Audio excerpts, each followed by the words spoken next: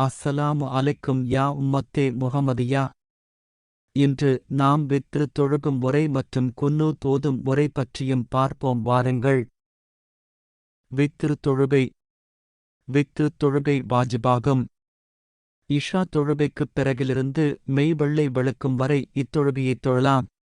இஷாவில் ஃபர்லும் பிந்தின சுன்னத்தும் தொழுத பிறகு வித்ரு தொழ வேண்டும்.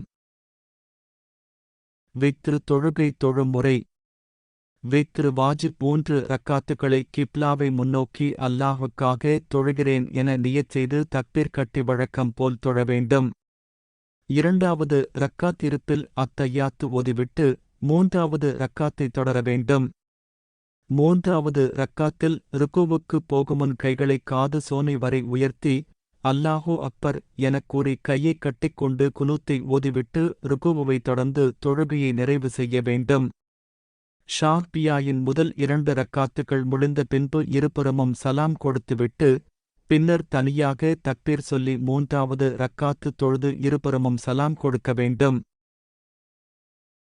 ஷாஃபி மத்தப்பின்படி அவர்கள் ஃபஜர் உடைய ஃபர்லு தொழுகையின் 2வது ரக்காத்தில் ருக்குவுக்கு பின்னர் தக்பீர் சொல்லி குனூத் ஓத வேண்டும். இன்ஷா அல்லாஹ் நாம் அனைவரும் எந்த ஒரு தொழுகையையும் விடாமல் தொழக்கூடிய மக்களாக அல்லாஹ் நம் அனைவரையும் ஆக்கி அருள் புரிவானாக. ஆமீன்.